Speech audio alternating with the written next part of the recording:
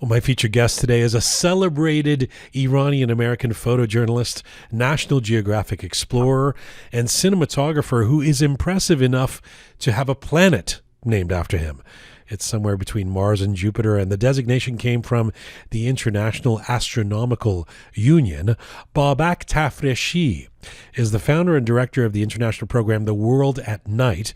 He is a board member of Astronomers Without Borders, a contributing photographer of the Sky and Telescope magazine, and a photo ambassador for the European Southern Observatory. But most of all, if you search him in social media, he's a guy who takes the most majestic and beautiful photographic and video images of the night sky you can imagine. Babak was born and raised in Tehran in the turmoil of the Islamic Revolution. He became an astronomy teacher and the editor of Nojum magazine in Tehran in the late 1990s, prior to his immigration to Germany and then to the United States. He has received numerous prestigious awards, including the 2009 Leonard Nilsson Award, which is the world's most recognized award for scientific imaging, the 2022 Royal Photography Society Award for Scientific Imaging, and the 2022 National Geographic Wayfinder Award. And right now, the award-winning Babak Tafreshi joins me from the Boston area today. Hello, sir. Hello, Jian. It's a pleasure to be with you and the audience. Thank you for the introduction. It's a great pleasure to have you on the program. We've wanted you for a long time, but you've been too busy looking at the sky, it seems. Yes, National Geographic assignment and projects often take me to faraway distances. It's hard to coordinate sometimes record an interview where you need a stable Wi-Fi connection. Babak, I wanna ask you about scientific discovery. I want to ask you about your personal story, but I thought I would start by saying, I've been thinking about you and thinking about how the work you do is so very scientific, and yet it is also, it truly has a fantastical quality to it. Are you a scientist or are you a dreamer? Well, I started as a physicist in the university. I studied physics for a few years, then shifted to science journalism because my passion is truly the bridge between people and science. We have a profession nowadays called science communicator. Could be a photographer, could be speaker, a writer, a TV personnel, and these people have the same goal. In order to make science more understandable, they use visuals, writing texts, and lectures to make the bridge. So I love science. I'm not a researcher. I like to be that missing gap between the general public and science, especially using night sky as my medium because it's part of our nature. It's part of our natural environment, which is unfortunately lost to many people in urban areas. Well, I'm going to ask you about how the night sky can affect us. But you understand where I'm coming from. I wasn't actually being facetious when I say that your work has a dreamlike quality to it. Sometimes people look at these images of outer space more like an abstract art. That's true because we have no sense of a scale, no sense of the content we are looking at. So it looks like abstract art, and some of my images appear in fine art galleries for that purpose. Yeah. But beyond that, you can also talk about the science which is in there.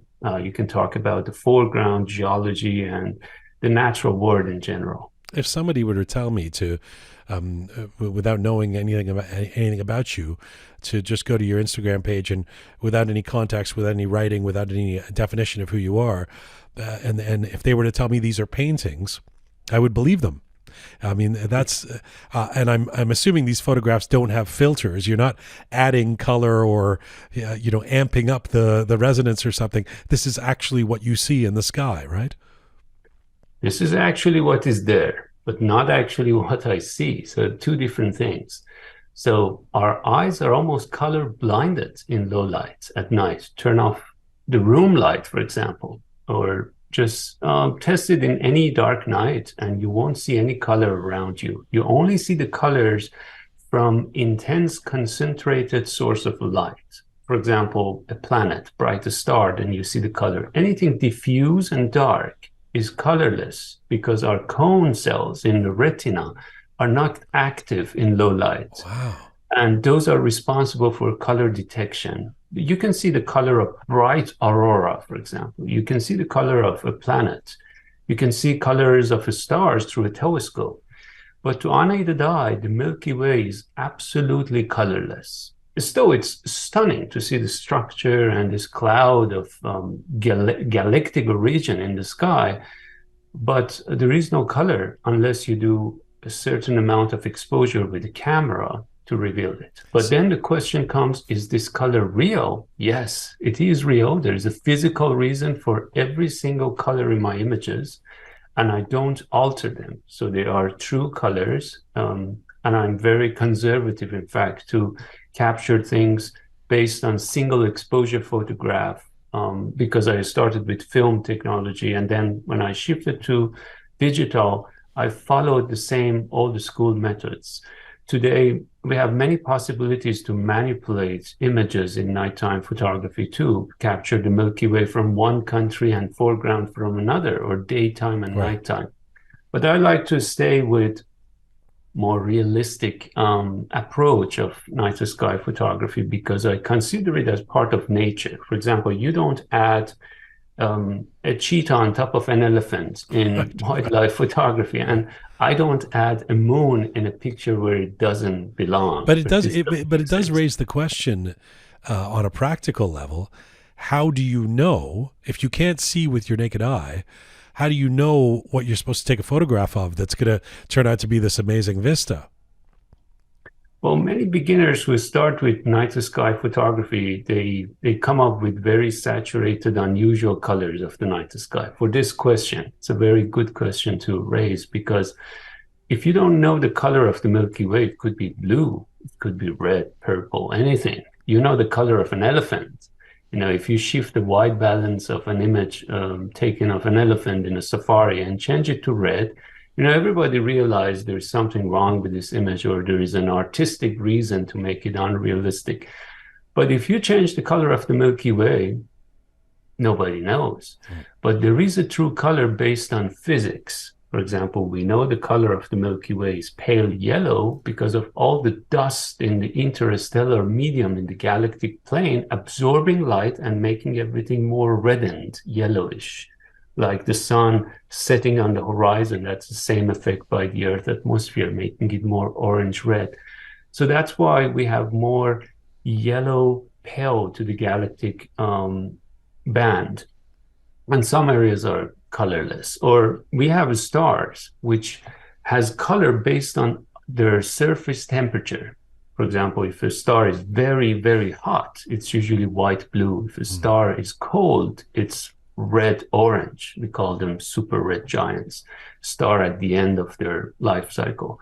If aurora is green, it's coming from oxygen level in atmosphere. If it's more purple and red, it's coming from the upper layer. So there is a reason for every single color there. We can't simply change them. If we keep the white balance as usual, like the normal daytime temperature that we are using, then we end up more or less with natural colors, because, for example, in a moonlit night, reflection of light coming from the moon is from the sun. So we have the same spectrum. Let me ask you about something you just, an inference you made a few moments ago, that is something you've said a few times in your work, that the night sky has the ability to give us a perspective. You've also talked about the related idea, and I love this, that the night sky gives us a connection to past moments. Can you put into words what it means as an experience, what you mean by that? Well, there are two different aspects. One is about time. Night sky is timeless. It has been there above us eternally.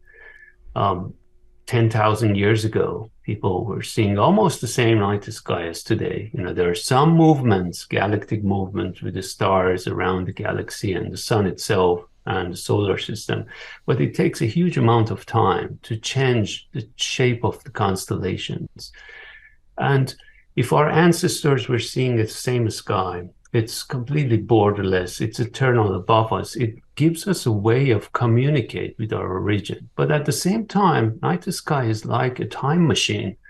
You look at the moon, you're looking at 1 second ago. You're looking at Mars at least 5, 10 minutes ago. Sun, 8 minutes ago. You're looking at a star like Betelgeuse, the famous star which is going to be a supernova anytime in the shoulder of Orion. It's from 600 years ago. Some stars you can see with unaided eyes are several thousand years ago, and there is a patch of little cloud, faint cloud in the sky known as Andromeda Galaxy. In fact, first observed by a Persian astronomer, Abdurrahman Sufi, about 1,000 years ago. He didn't know it's a galaxy then, but he mentioned this cloud in that constellation. When you're looking at this little cloud in the sky, it takes you back to 2 million years ago, just with unaided eyes. Wow. And then use a telescope, you go back to billions of years ago. So night sky is like a time machine as well. But I'd like to also share with you the second approach, the second perspective Hang that on a I second. really Hang on a love. second. Let me just before you go to the second approach. Sure. That's so. It's just got my mind going. So when we say, for example, "Wow, the night is so beautiful tonight," what we're looking at is not necessarily what is actually there in that moment. It can be a combination of past moments of some that are years ago that we're actually seeing in that second. You're seeing layers of time when you're looking at the sky. Wow. Layers all the way to current and all the way to the beginning of universe. And so to a certain extent, if all of life is about impermanence, the sky kind of trips us up on that because it isn't impermanent. It's always been there, right? Yes, and that's the sense I really like because it gives you this sense of timeless life that we are living in one span of this huge amount of extent of time, and it gives you a new sense of time in general. Time for us is usually what time is breakfast, what time is lunch, and now time is like layers around us. We can go back as much as we want. We can go also to future because there's some stars in the galaxy that looks like exactly like the future, forecasted future of the sun. When the sun is dead, for example, when the planets are without this source of light. So we have all these futures visible too. And that's a new way to look at life. And let me go to the second perspective, please. because it's very well connected to this change of mind about who we are and what we do in our lifetime. When you look at the night sky, start with going to a national park, for example, where you are in Canada or where I am here, or somewhere in Iran. You're going to, my favorite national park was the Kavir National Park and Bahram Palace. It was a caravanserai about a few hours drive south of Tehran, where I started a lot of my stargazing there. You go to one of these places, it's usually very busy in daytime. People come for hiking, seeing sunset, but after sunset, everyone's gone. And you're alone under this ocean of stars. And for some moments, you feel that connection to earth and the sky at the same time, to past and future at the same time. You feel not only this sense of being on a planet moving around the galaxy with the stars slowly moving with the Milky Way rising, but also you hear nocturnal species. You become one part of this planet filled with life. You become one part of nature in general. And then it gives you this perspective that, we are on this tiny little planet. Yeah. It's so fragile, at the same time, so unique. Yeah. And you become a part of a planet, not a country, not a city. We are very territorial usually. We really care about our neighborhood. We care about our house, our family, our country.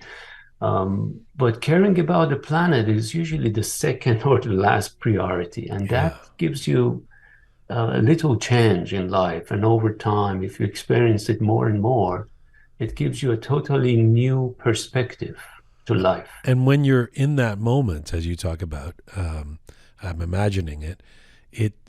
It matters not what your status is and what your occupation is and how wealthy you are and how many Twitter followers you have and all of that. Right? You're just a being as part of nature. Is that what you mean when you've made the case that the night sky has healing power?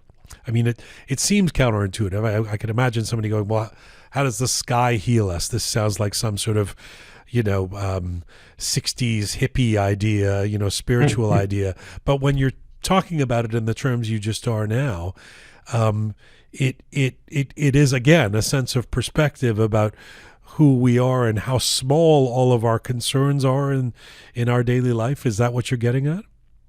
It seems that it's connecting somewhere very deep within you. And all of a sudden, you're disconnected from all the pain and news in daytime you have for just moments. And that moments fills you with energy for the rest of the time, maybe for several weeks. And I have heard it from some of the people, participants at my night sky photography programs. I do several of them every year. And some people said to me, this was a life-changing experience, not because of the lessons they received, that was technical, because of that moment, the moment they realize that pain is gone. It's very unfortunate that more than 80% of human population now live under some level of light polluted sky It's a because we perfect are very segue. much in urban areas. It's a perfect segue. I was just going to say, thank you for doing it without even my prompting. I was going to say, sadly, here in a massive city like Toronto, if I look up in the sky from my downtown home, I'm not necessarily going to see what you've just described. And I want to ask you what light pollution is and what we lose by with the light caused by living in urban centers. Well, we are in 21st century. Let's make this clear. We need light at night. So people like me, astronomers, stargazers, environmentalists, are not against using light at night. We need that for our modern life. Light pollution is the excessive light that we just waste. Because this new technology that has been already with us for more than a century, but it's pretty new to the culture because culture goes very slowly. Technology is very fast and right away within us, and we don't know how to use it perfectly. So we use light not only for safety and security, we use it for advertisement, we use it for decoration and art, we use it for identity. For example, lights in Las Vegas, it's part of the identity of the city. When you look at all these uses of lights, there are many waste happening. For example, two-thirds of streetlights is complete waste in many countries with older style streetlights because the bulb is visible, the bulb is not shielded. And because of that visibility, light goes to the horizon and to the sky. And it's a lot of light going. So two-thirds of all the lights we use in the streetlights. And there's, of course, reflection that we can't control that, but we can control the bulb being visible. So I think it's more cultural because we're not nocturnal species. Maybe I am, but the rest of humanity is probably not nocturnal. So that means we like to be in a safe environment at dark. From our ancestors, we feel this frightening environment at dark, and we like to light it up as much as possible to make it bright enough to be safe. If we break this barrier, if we change this understanding and feeling, that cultural change is going to happen too. And I think the best way is to bring people to places where natural night sky is still available and change their mindset that this is a valuable source. It's not only a valuable source for connection of human being to the universe and all those aspects we talked about. It's a vital part of the environment for billions of animals, insects, even trees. We have so many species that need natural darkness. Fireflies is just very iconic example of that. As soon as you turn on bright lights, they don't no longer signal each other. Right. And fireflies signal for mating. No mating, no population. That's one of the main reasons fireflies are gone. Many people ask me, we were used to see these fireflies in childhood. Where are they now? And I show them their lights. So that's the main reason.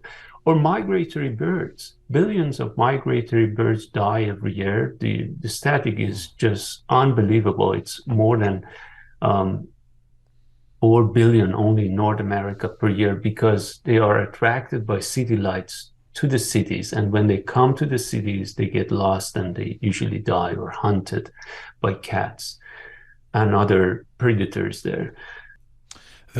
There's so much there that I want to pick up on, but there's so much I want to get to. I don't want to. I know I can't keep you forever. That just let me ask you one question on an individual level. Are you? What are you prescribing? I mean, I know you're not demanding what people do what you say, but in the context of the fact that there's these giant lit billboards of advertisement and these skyscrapers that are lit all night, does it really make a difference if I turn off my 40-watt porch light after midnight each night? I mean, would you say that that's important to do? Yes, I think it's important. If you are a decision maker, if you are influential people, it's best to talk with, local government decision makers and convince them with information we have. There's plenty of document available by International Dark Sky Association. Their website is darksky.org, and they work with lighting industry. If you are an engineer, in the industry, you can think about that. I think it's a big responsibility for light engineers, in fact, because if we have sky-friendly lights at an affordable price, such as warm LEDs, the white blue LEDs are the most harmful to human body and many species. And they are becoming very popular because they make everything very bright. In fact, they're not really safe at all. So if you are on individual level, first you can help yourself. If you have one of these white blue LEDs inside your bedroom, bathroom, where you are places where you're going near bedtime, it's going to affect your sleep quality a lot because we have a blue sensor in the retina. There are cells responsible to detect blue light because they arrange the time of the body. As soon as they get intense blue light, it's a representation of blue sky daytime. And they change the amount of melatonin in the body and activates our body. And the same thing, if you go in the middle of the night, you're going to take a bathroom, you go to this bathroom with very bright white light, you have a hard time going back to sleep. So first, changing it inside your house with warmer LEDs with Kelvin temperature of 3000 or lower. I would prefer, for example, 2200, 2700. They're widely available in the market now. Or they're also known as amber LEDs. Then think about, where do I need light? This is the first question. Do I need light here? Do I need it permanently or just motion sensor? Then second, what color do I need? If it's a medical surgery room, definitely I need white light because yellow light makes you too calm and unsharp. But if it's for example, a dental office, any office, white light is fine. Or if it's in your room where somebody wants to sleep after exposing to that light, it needs to be warm. If it's a parking lot, it needs to be warm or yellow. Then we ask about the intensity. How much brightness do I need at this place? And we ask about the angle. Do I need to point it to the horizon? The worstest thing to do. And we have many of these security lights which are pointed to the horizon in order to cover a larger area, but they create glares for the eyes, accidents. So it's not only light pollution is not about protecting night sky alone. It's about our own safety, human health. ecology and biodiversity, and saving energy. So it's even connected to climate change. There are some research based on places creating a lot of light pollution and how much contribution it has to climate change. I'm smiling because I'm thinking about how, at least old school Persians with the Mamuni turn up all the lights bright. My parents, It's same everywhere. you know, Same in many other countries too. I think it's the only way we can fight this is to reconnect people with the natural night sky because they have forget about this. I remember when we started the TV program in Iran, it was called Aseman Shab or the night sky. I added a little word after it. It was آسمان شب طبیعت فراموش شده, means the forgotten nature. right. Night sky, the forgotten nature. And we were insisting on that because inside the urban areas, we are truly disconnected. Many people ask me, are these images Photoshop? It's impossible to see the Milky Way like that. Or I remember once I took a group of students to stargazing program in the desert. And one of them on the way, as it gets to dusk and evening twilight, told me, oh, there's a big cloud coming. It's going to get overcast tonight. And I looked outside and he was looking at the Milky Way for the first time in his life. So there are generations like Gen Z and millennials, most of them never seen the Milky Way in their life. You mentioned working in Iran, and it's a good segue into asking you about a little bit about your story. And one of the things I really love about your work is that it's clear that you're passionate about what you're doing. It's not just a job for you, but it's something, if I have the story correct, that captured your imagination from your pre-teens. What did you see in Tehran, in Iran, when you borrowed a neighbor's telescope at the age of 13, and that moment that changed your life forever? Yes, I didn't have a telescope. I had a lovely neighbor, Kayvan Zokai. I borrowed his telescope, small, very small. It was just 2-inch in aperture, 65 millimeters. So it's more like a toy scope, but it was good quality. I set it up on the roof.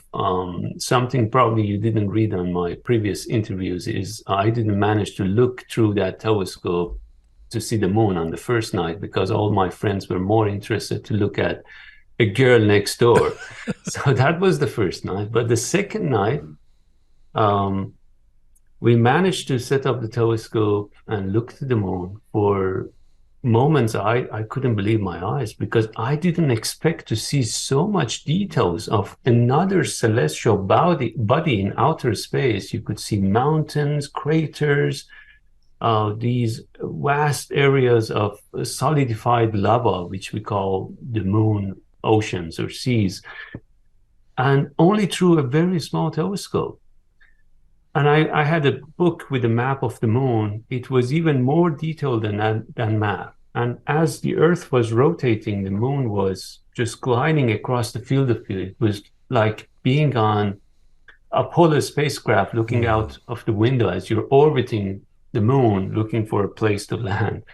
So that moment, I think, changed my life. And that simple experience can change many other people's life. You become the editor of Astronomy magazine in Tehran for 10 years, between 1997 and 2007. I want to ask you a question that might be strange and maybe it'll go nowhere, but I want to try it on you. Is the sky, the night sky, let's say, seen the same way across the globe? I mean, is there, and I don't just mean what we have the capability of seeing scientifically. I mean, is there international cooperation and agreement on what we see up there, or is it subject to different interpretations based on the country or the region or the politics or the government in power? Well, the idea of the world at night, and we have this slogan called "One People, One Sky," comes from this universal view. It's like a free laboratory to everyone around the world. You may work for a chemical laboratory. You have a physical place. You go there. You're limited to whatever is available there. But here we have a universal laboratory, free. Anybody can access it if the sky is not light polluted. So that's why many countries preserve that, not only as as a source for research, but as a source for revenues through something new called astrotourism. People are looking for this life-changing experience, go to different places to experience that. But back to your question, we see the same sky from similar latitudes. So in the northern hemisphere of the Earth, we see more or less a similar sky. If you go to equator, you see more of the sky, a part of the southern hemisphere. If you go to, for example, from Toronto, let's take a trip to South Africa, to Johannesburg or Cape Town. It has a similar latitude to Toronto, but in the southern hemisphere, you see a totally different sky. Now you have some overlap, which visible from both hemispheres, but the sky is totally new. You see constellations which are completely unfamiliar to you. So within one similar latitude in the Earth, you see the same sky. And that's how we are connected when the new moon, which is coming in a couple of nights, when the new moon is visible in the sky, people in Japan will see the Babak Pagoda, then Buddhists in Nepal will see the same few hours later. Few hours later, people in Iran will see it as well over Mount Damavand. Few hours later in Greece, and then across the Atlantic, we see it here in North America. So we are looking to the same window of the universe. But is the interpretation of the science the same?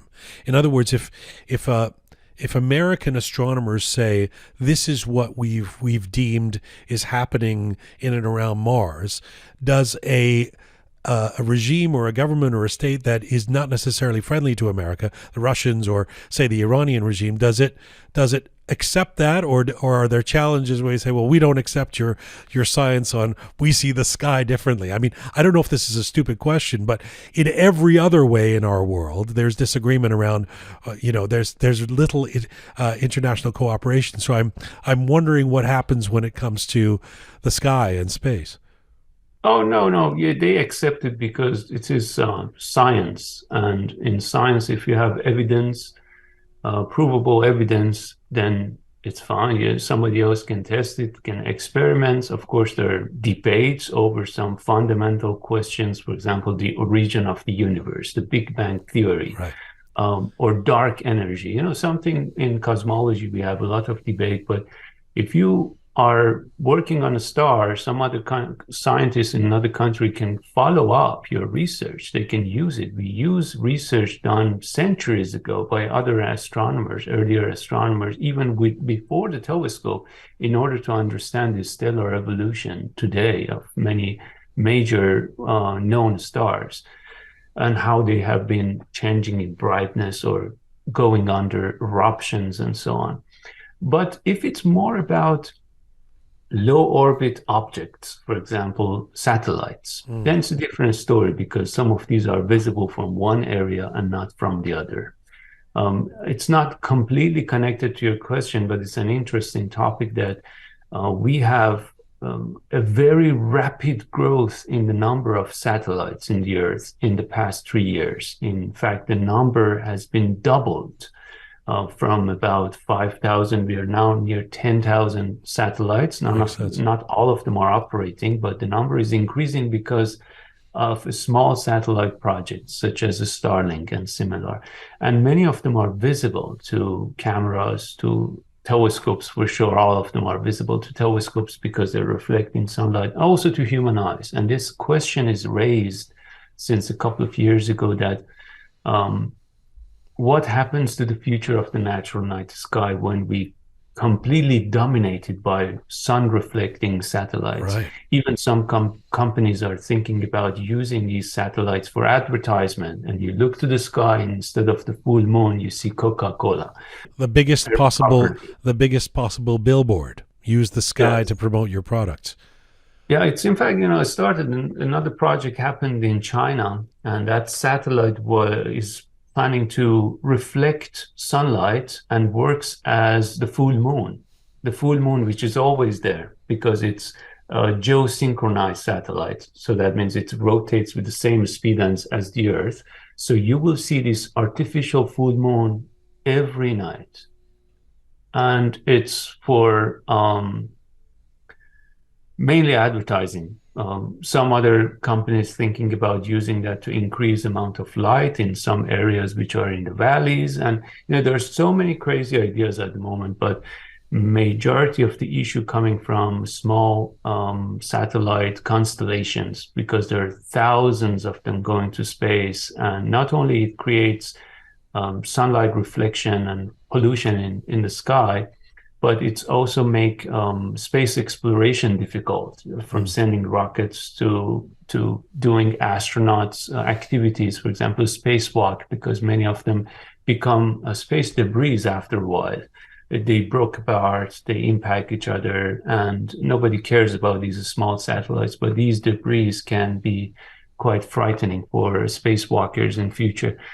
But to astronomers, it's a major issue, because when you're using a very sensitive camera connected to a huge telescope, every single satellite is going to be visible. I was curious, Babak, about your departure from Iran. I thought maybe, without getting into researching you before that, I thought maybe it was because you were limited in what you can do, the same way somebody who's in a field that they just can't, a female singer, for example, has to leave Iran because they can't possibly do what they want in Iran. But you, in terms of astronomy, seemed to have been doing quite well in Iran. You're this editor of a magazine, you were on TV, you were on radio. You left in 2011. How much was your departure related to professional reasons? How much of it was personal? And why did you end up leaving? Well, yes, I did a lot in Iran before leaving in science communication. I started astronomy reading Astronomy Magazine of Iran, Nujum, and that magazine still survived. It's still publishing right now with dedication of the staff. It's still going on in the most difficult time. And that generated interest to astronomy to many like me, thousands of people around the country who became astronomers, some science communicators, or even staff later on. We started a TV program that was during a good time in Iran in late 1990s to early 2000, and we had an opportunity to start a science program with the help of my friend, who was the producer and the original idea of the program, Siavash Safarianpour. That was about more than 10, 15 years, and generated a lot of public interest to astronomy. And there were many groups forming around the country. That's why today we have probably the largest population of astronomy-related people, which we call it generally amateur astronomers, in Iran, in a whole region. If you compare it to any other country, even Turkey, Iran has much more astronomy active people, because of this public popularization that was done in this part of science, but also because of probably of our cultural relationship with astronomy. We had some of the world's best astronomers in history. We had the largest observatory in Iran at the time, 800 years ago, Samarkand. And that was, the part of proud which we are connected to it. And also the access to the natural night sky in high deserts of Iran, in the mountains. I started my love to truly night sky in Alamut, the valley of Alamut in the Alborz Mountains, and then Mount Damavand at the same time. But back to your question, when I started this project, The World at Night, in 2007, I was still in Iran. I did it with my colleague Mike Simmons in Los Angeles. So we were in two different parts of the planet working together, and the sanctions were heating up. At the same time, we had more and more limits in the country. I realized, the speed of internet was going down more and more. Instead of, advancing in technology, we were just limited more and more. Sure. And at the same time, I was married, and I was looking at the situation of women in Iran from a new perspective, because I had a partner who cared, and I cared.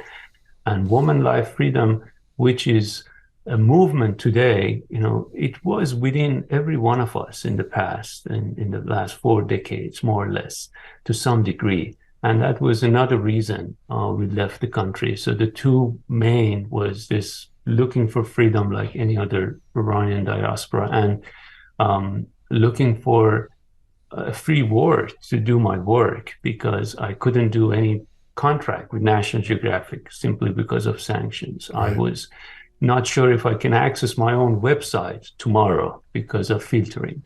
And this was an international project. You know, a lot of people were involved. I couldn't risk it. So I had to leave the country in 2011. We went to Germany because that was an office we had for development of the project. And we continued for a few years. Then I moved to the US because of my relationship with National Geographic.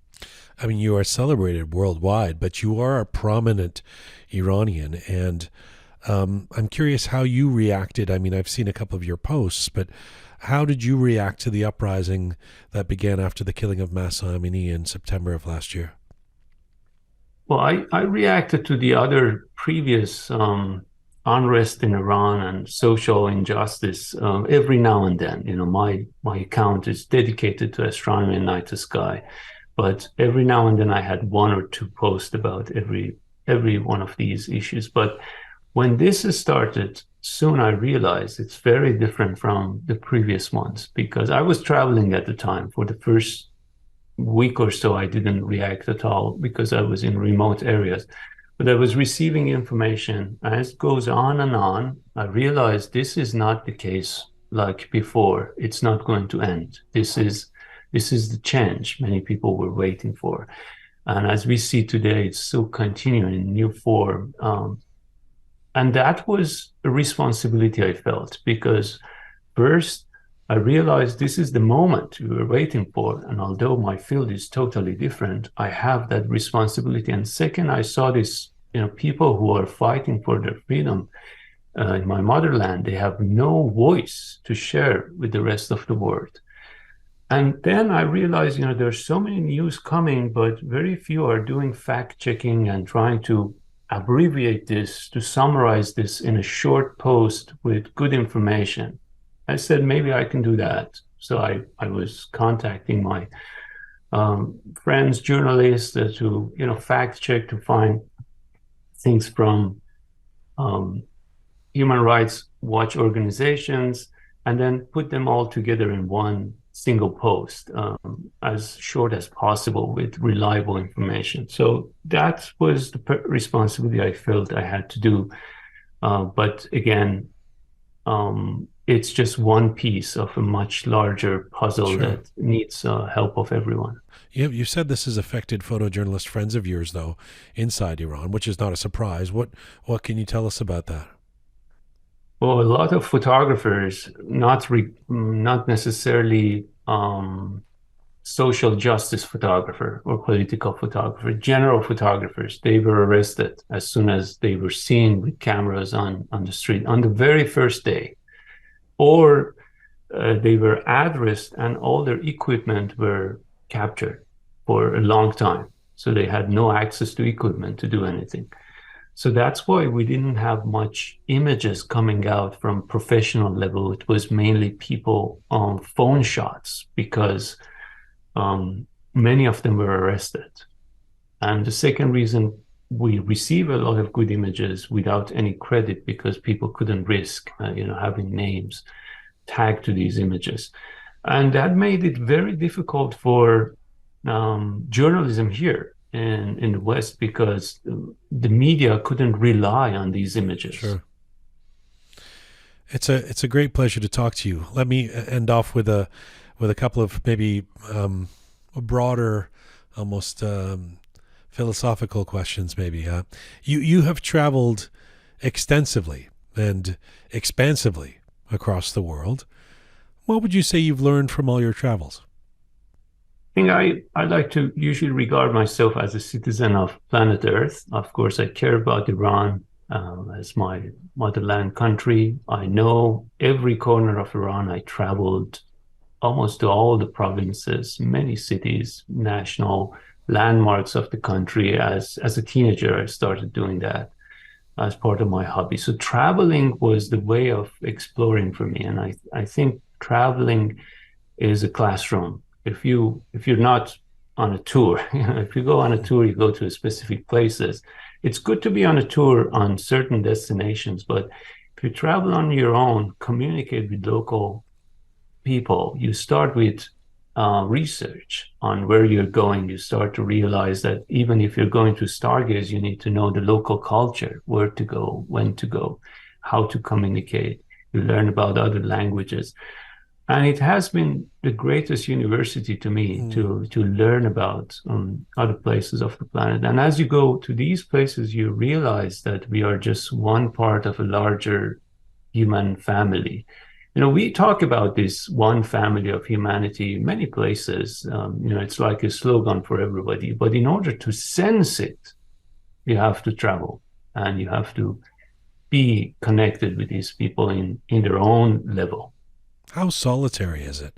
I mean, if there's a 15-year-old listening right now who has a dream to be an astronomer, it occurs to me that it's not like working on a factory floor with a bunch of other people or in a hospital or playing in a band. It seems like it's very potentially even lonely work being an astronomer, being a stargazer. I know you're married now, but is it lonely? Is it solitary? Well, it can be, yes. Just imagine, this lifestyle. Your life, your next trip is based on a celestial conjunction or a comet appearing or a meteor shower and eclipses. And then you have this birthday party you're going, the wedding ceremony of a family member. And exactly at the same time, there is a new comet or aurora borealis is erupting. So which one do you take? And if you're really passionate about this, it's obvious that you're taking that one. So you become unusual. That's true. But then you are experiencing a unique life at the same time. You are alone in a place which is very busy in daytime. That's true, solitary. But then you experience something that most people don't experience. It's like going to an unseen cave and you like to share that story with everyone else because natural night sky is no longer available to most public. It's the same sense as going to the top of a mountain, having this unique vista, and then you capture it. You like to share it with the others. Although you are alone at that moment, but after you share it, then you have a sense of unity that you are bringing people together under one common interest and understanding. I think of the idea of looking up at the sky as a romantic one. Are you a romantic? I am. And that's how, in fact, my marriage formed. Oh, really? You found a stargazer? Yes, we are both stargazers. My wife Shadi is also very much into astronomy, and that's how we met. Wow. Can I ask you how exactly you met? Were you actually sitting next to each other looking through telescopes? Then you realized there was I the was person you want to teaching at marry an next to you? observatory in northern Tehran called Zafaranian, and I was very young, 18, but I was already teaching because there was not many teachers available for astronomy, and I was very passionate.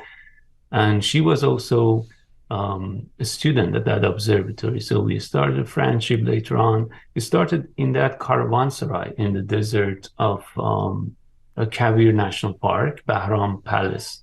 On the top of caravanserai, we brought these group of students, and in the early morning, I'm usually very alone with these groups because everybody is completely asleep. I'm still active and I'm going to, disassemble my cameras and telescopes. And she was the only one who came to me to help in the early morning in really freezing cold temperature. I said, "Oh, this is the girl who can stand my life." And that was the beginning. I love that story. How could you not fall in love? You're out there in a deserted place looking at the sky together. It's fantastic. Babak, you've become very popular on social media. What do you find most interesting about the audience you have? Well, they're very global, quite international from everywhere around the world. I do write in English on my social media. I'm fluent in Farsi, and I have been an editor in Farsi. So that's not the question that I'm not capable of writing in Farsi. Um, I wrote books in Farsi. So, but because I'm part of National Geographic, my platform needs to be in English to communicate with everyone in this field. And because of that, I have a very diverse group of people from everywhere. Somebody contacted me today from Marshall Islands. You know, it could be anywhere. Some scientist contacted me from Antarctica on a question. And that's the most joy I receive because I see that there is a global audience there. But I also see that I can make an impact on my stories, especially on dark sky preservation, on values of natural nights and light pollution, but also in general on how are on the values and beauties of night sky, because most people are completely unaware of that today. A final question to you. If somebody were to say to you, I have an unlimited budget to fly to wherever you tell me to in the world to get the best view of the sky, whether it's through the naked eye or through a lens, where would you tell them to go? Well, I think I have a page, babaktafreshi.com/darkest sky. And there they can download a map on Google Earth, or there are also links to these light pollution maps. You can have a look and just find the nearest darkest sky area. It doesn't need to be across the planet. Of course, I will answer your question with the top stargazing destinations, but you don't need to travel that far. Okay. We have places which are still dark, and we have places which are protected to be dark in the long term, and they're called darkest sky designated sites. On darkestsky.org website /places, you can see all these 250 plus locations around the world. Many of the national parks in the US and Canada, for example, are darkest sky places designated. Yeah. For example, Banff National Park in Alberta. Or here in the US, all the great national parks in the Southwest, Yosemite, Death Valley, Joshua Tree, all the 5 parks in Utah, they're darkest sky designated. And if you are somewhere outside of North America, there are still places you can find on the maps. It doesn't need to be very far from cities, but it's important to be in high altitudes, because altitude really helps to clear up the sky, because the higher you go, there are less air mass to scatter the light, therefore there are less sky glow. I have seen, for example, the Milky Way from Mount Wilson. It's inside Los Angeles. When you're on top of Mount Wilson, you have 180 degrees of light in front of you. But because of the altitude difference, you can barely see the Milky Way. Unfortunately, you don't have that option in Toronto because there is no high mountain. No, but it answers the question why I've been to, for example, Banff many times, why when we say the sky looks different there, not only are we battling with the light pollution in Toronto, but the altitude would be a lot lower than it would be in the Rocky Mountains, obviously. So that makes a lot of sense. Yes, altitude really makes a big difference. So say, example, in Iran, deserts in Kabir National Park is good, but deserts in Kerman are much better for stargazing because it's at much higher altitude. And it's the same for the best stargazing locations on the planet. Atacama Desert in Chile. It's usually number 1 because it's very dry. You have more than 300 nights of the year. Practically useful for astronomers. That's why many telescopes, huge telescopes, are built in Atacama Desert. Second is Hawaii, again, because of the altitude on top of the volcanoes such as Haleakala or Mauna Kea. And then the third is usually Canary Islands, La Palma, where I'm going every year in May for my masterclass. That's also home to another major observatory. Outback Australia, because it's very dry and dark. There's not much light pollution at all. So these are usually the top destinations for stargazers. And of course, many of the national parks in the U.S. Clearly a question you've been asked before, that or people love that question, where the stargazing. I was kind of actually where I wanted to go with it was where you've had the most dramatic wow moment in your life, if you can pick one. Well, the first one is usually the most memorable, and that was in the Alamut Valley of Iran.